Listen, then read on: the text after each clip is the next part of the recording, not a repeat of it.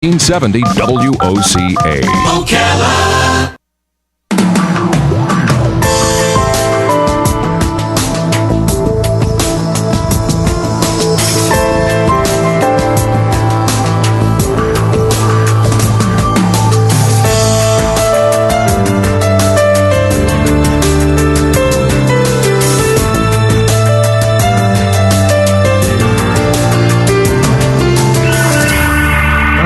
This is a fascinating topic that we are going to talk about right now. I was first introduced to this whole thing by our guest, Chris Hartman. He was on the phone with me.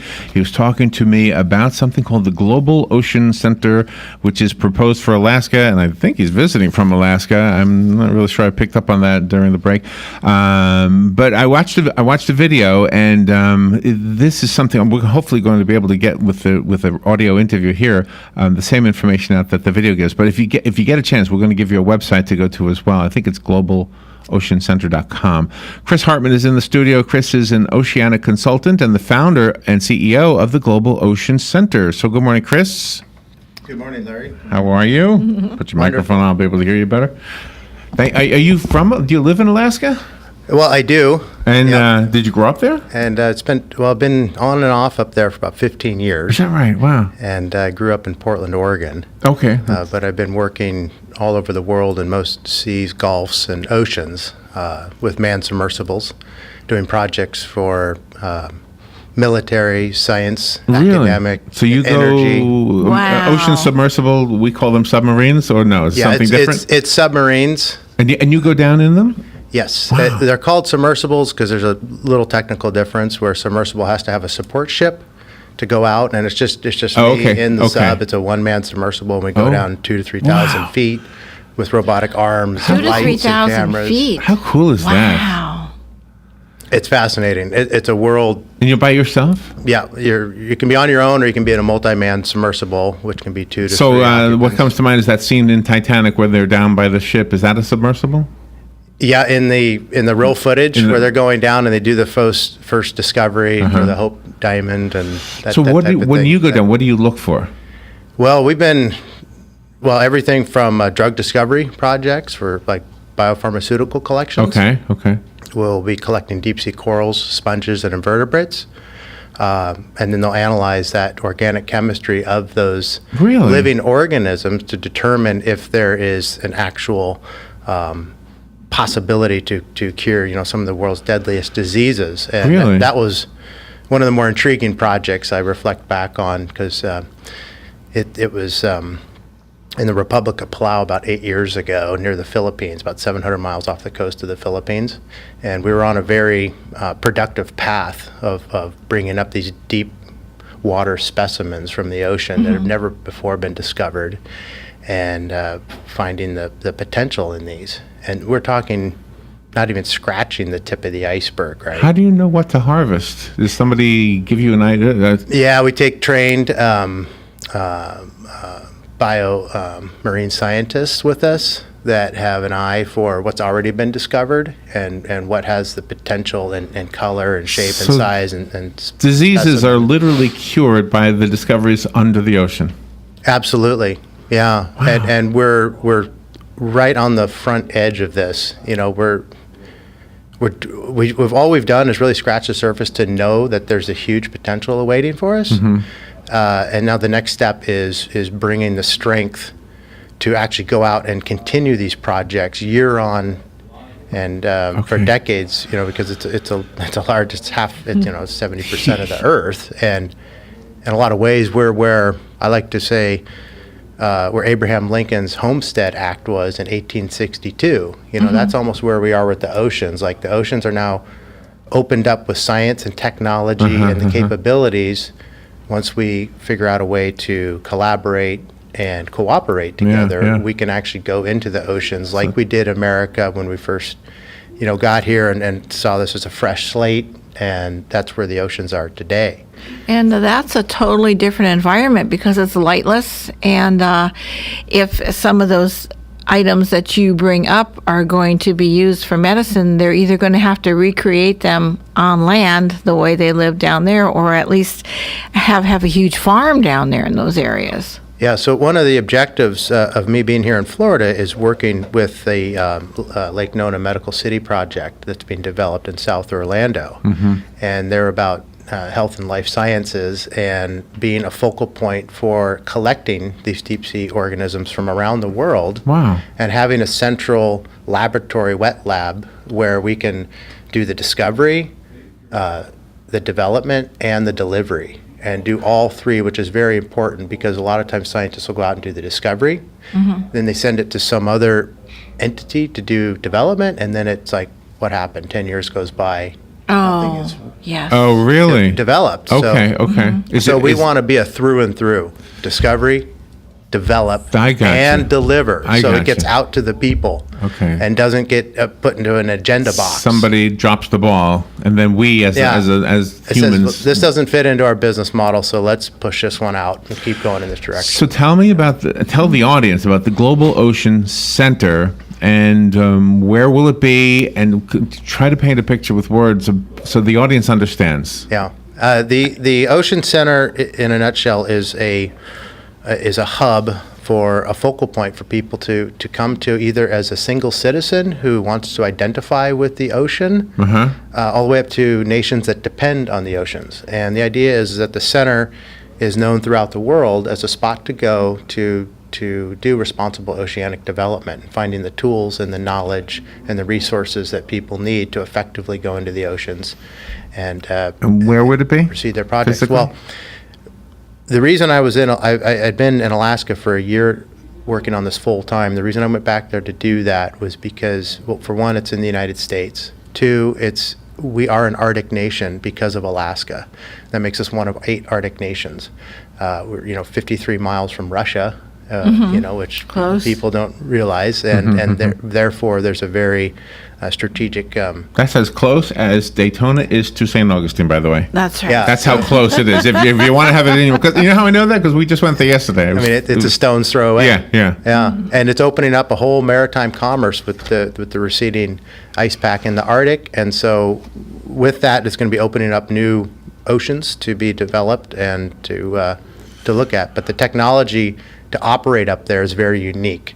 So for that, we have looked at Alaska as putting a base of operations up there for enterprise and innovation around those unique waters, and then also down here in Florida, because it's almost on the other end of the spectrum when you're talking about the oceans and the temperatures.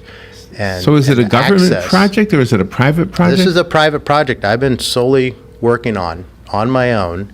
It's literally been a combination of the last 20 years of my operations experience and then the last 5 years of really saying, hey, how can all these pieces work together in a much better way? As I've worked for all these industries around the world, Does I it, thought, the sometimes conflicting views of the fishermen and the environmentalists, sometimes they clash.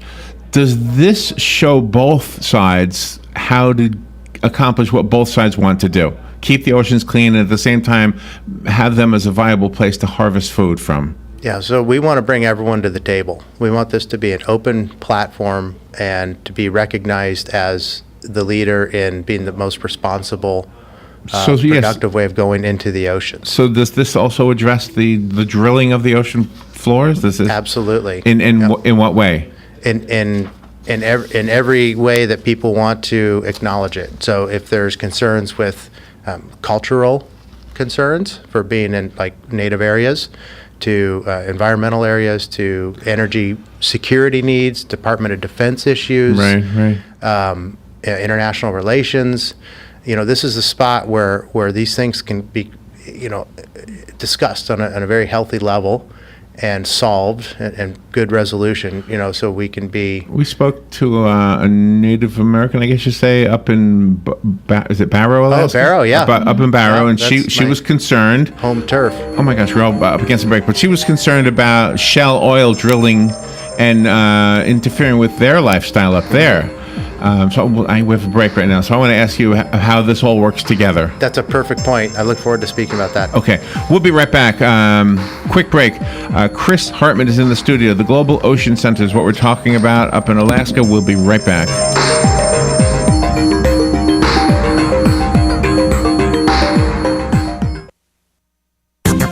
The weather is brought to you by myfwc.com. Safe boating is no accident. On this Thursday, intervals of clouds and sun. There will be a shower or two around. Anytime at the coast, only in the afternoon over the interior. The high 82 to 86.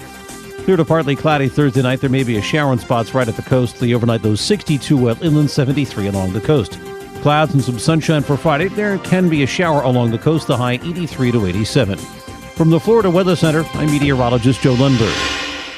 There are only a few things in life that you can be certain will always be around: death, taxes, the pursuit of happiness, and computers. As they continue to advance at an epic pace, the one absolute certainty about them is that they'll break. It's not an if, it's a when. And when it happens, bring it to the only company in Ocala that's certified in Apple and Microsoft, Ocala Mac and PC Repair. They even offer on-site computer repair service, so they come to you. And if you do drop it off, you can check your repair status online. Ocala Mac and PC Repair is a family-owned and operated company that can do everything from mobile repair to wireless networks, fixing viruses, data recovery, even building and installing new systems. Visit online at ocalamacpc.com. In person, 1713 East Silver Springs Boulevard, or give them a call, 352-566-8324. That's 352-566-8324. Ocala Mac and PC Repair. If you're hearing this message and wish to lose 50 pounds permanently, then write this phone number down: 352-633-0473. Dr. Juan Jordan's office in Lady Lake is offering the first 15 callers a free metabolism and body fat analysis with a comprehensive, in-depth fat-burning consultation. You have nothing to lose. Please call 352-633-0473. Here's what you may have missed on the John Tesh Radio Show. Workplace romances are more likely to end in marriage than relationships that start in any other way, even meeting through friends. People trying to lose weight don't have to ban pasta from their diets. The real problem is that people use pasta as, quote, a vehicle for overly salty, fatty sauces. Ladies, if you're trying to make a good impression on a man, listen up. Don't worry about small flaws in your appearance. He won't notice. Intelligence for your life on the John Tesh Radio Show. Don't miss this stuff. All right, 12 minutes before 11 o'clock. Thank you for tuning in. In the studio is Chris Hartman, and he is an oceanic consultant and the founder and CEO of the Global Ocean Center. And we're going to find out in the next part of this interview how we can all help. Some of us maybe a little bit. Maybe if you've got deep pockets and you want to help, that might be a good reason for Chris to be here today. So hopefully we'll be able to connect either through the interview live or maybe on the recorded version. I wanted to ask you about the cable. There was a fiber cable mentioned in the prep material that goes from Tokyo to London. Holy cow. That's a lot of cable. Yeah, that's a unique project, and that was part of the reason why we said, look, the Arctic is developing as we speak, and this cable has been laid by a company called Quintillion, and they're running it from... It's the first... So it goes through the North Pole Northwest area. Passage. It's the first Northwest Passage oceanic cable. It'll connect Tokyo to London, and then it has a feed coming off to Alaska and all the remote villages. And then that feed further goes down to Seattle. And part of the importance of this is that it shaves off, like a quarter of a second in transmission time, which is driven by the stock markets. Like, that's a big deal. Wow. If you're a trader. Is that the route that airplanes take to get from Tokyo to London? Do they go over the North Pole? So, over the Northwest Passage? The Anchorage International Airport is a very strategic hub because of its connection to the Asian area. Because of its proximity. So it's much closer to fly to Asia from there than it would be down in the lower 48. So it's a very large international air cargo hub. Well, what you are offering is very unique because you have the talent. You've traveled the world. You work with companies. You work with research. You actually go under the oceans to really bring everything to the forefront. And what a lot of companies do, they send stuff up in space to do research, but you're allowing that research to be right here under one roof. Yeah, there's so much on Earth, especially in the oceans, that we really don't understand what we have and how to go about utilizing it.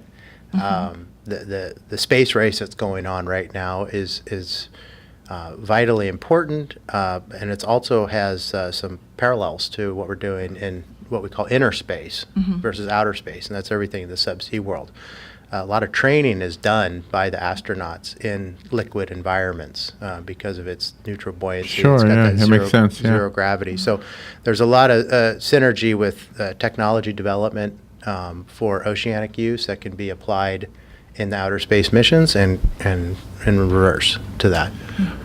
If I were to ask you, if you don't mind, to kind of reiterate what the purpose would be for the Global Ocean Center, let me ask it this way. How come I got a hollow sound going on right now? Don't know what I did. Let's try to make it a little bit louder. The stories you hear in the news sometimes about Japan, for example, harvesting lots of whales, and everybody looks at the pictures and say, "Oh my gosh, that is so nasty." That seems to be a political thing and an environmental thing. Would the Ocean Center bring those two sides together somehow, so maybe there could be a compromise? Yeah, we wouldn't turn anything away, but our focus is in enterprise and innovation development. Really it's about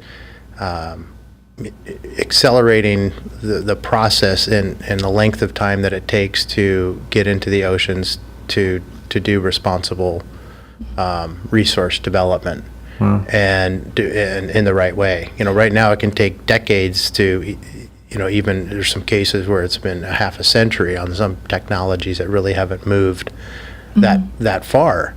And why? Because there's no real coordinated effort in saying, okay, if we take all these different components around the world that are all trying to do this right now on their own, and for decades they really haven't made a lot of progress. Well, if we can find a way to bring them together, work together, and accelerate this and doing it in a responsible way, transparent way,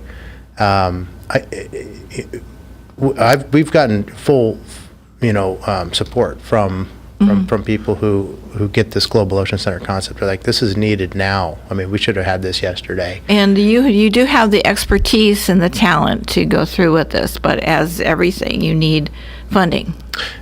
Everything, it needs funding, absolutely. So this can only go so far with know-how, and the talent is on standby, literally.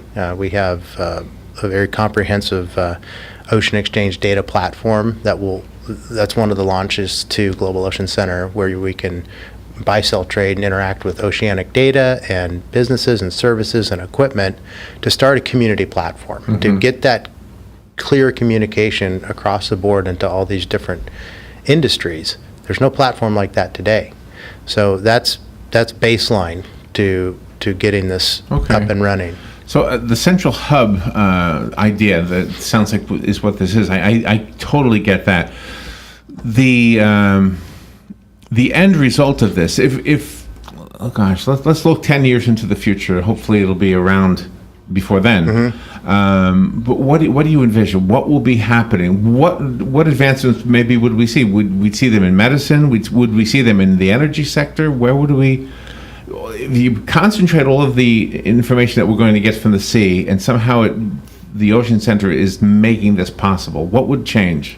So, it's wishful. Yeah. It would be looking at the past 100 years and what we've done, and knowing that we would be essentially accelerating that by going into the oceans and putting these things together in a way that could exponentially help each other and making these new discoveries. I mean, a lot of it is we just don't know what is waiting for us, and finding out. I know. We don't know what we don't know. Exactly. Right. Exactly. Right. And all what we do know is every time we go in the ocean, a new discovery is made. When there's an in-depth expedition that's done, arguably there's always something new that comes out of that. And so the point behind Global Ocean Center is to accelerate that so we can get these answers now and understand what we can do for now and the generations coming up, and what the oceans can handle and what they can't handle, and what they're willing to reveal to us, which will include drug discovery to the deadliest diseases. Does it include the oceans themselves? Let me try to clarify my question.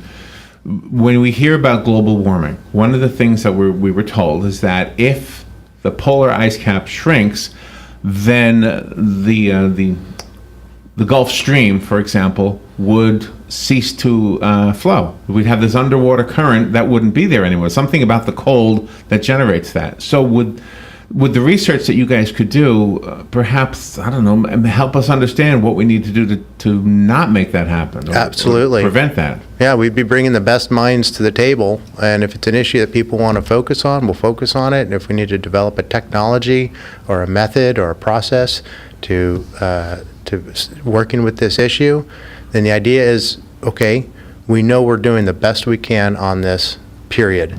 And that we can't say on any level right now. We can say as a small entity they're doing the best, but what about somebody who you don't know in Norway who could be working on the same issue, or Japan? Right. Yeah. And so now bringing these people to the table, Bringing them together. and having this cross collaboration that does not exist today. And so the whole idea is having this open platform where there's just a natural chemistry where people are coming through and then they're crossing over technologies in different industries, and that's a proven model. I mean, take the drone pandemic right now. I mean, that thing's going nuts. Why?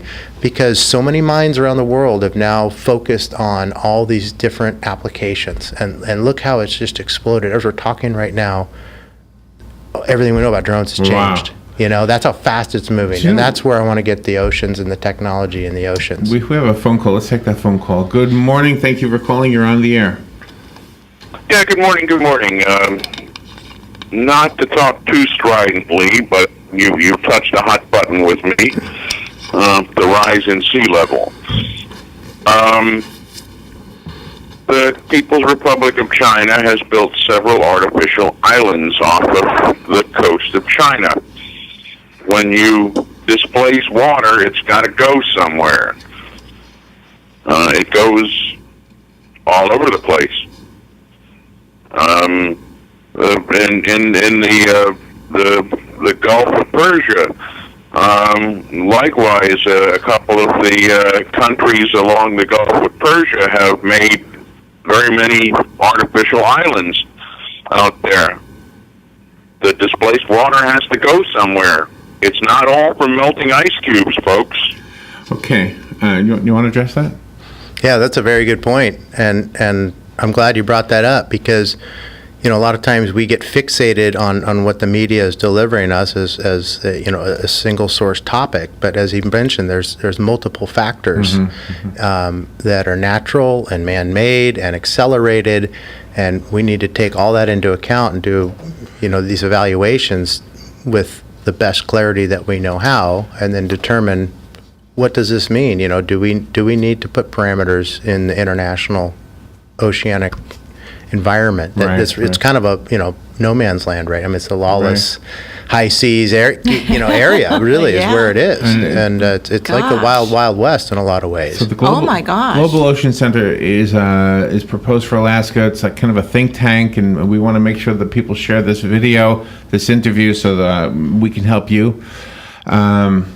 Gosh, we only have a minute left. There was we have an ad that runs on WOCA. I don't know if it's us or a network, but it's it talks about some kind of a medical supplement that is derived from jellyfish, and I don't know if it's for epilepsy, but it does something. So it's just one example of the things that we might be discovering just in the near future. Yeah, absolutely. I mean, the proof is there. And what I invite your listeners to do is to reach out to me if they want to learn more. And how do we do that? All my contact information is on the website globaloceancenter.com. Okay.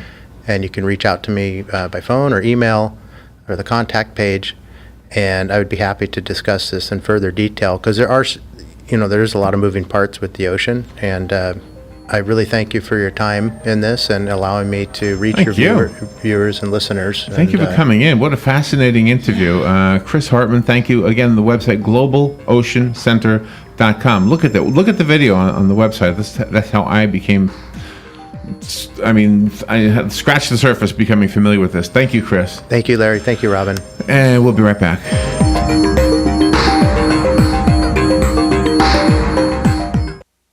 Broadcasting from the Paddock Mall Studios, this is WOCA, Ocala, Gainesville, The Villages, 1370 AM, 96.3 FM.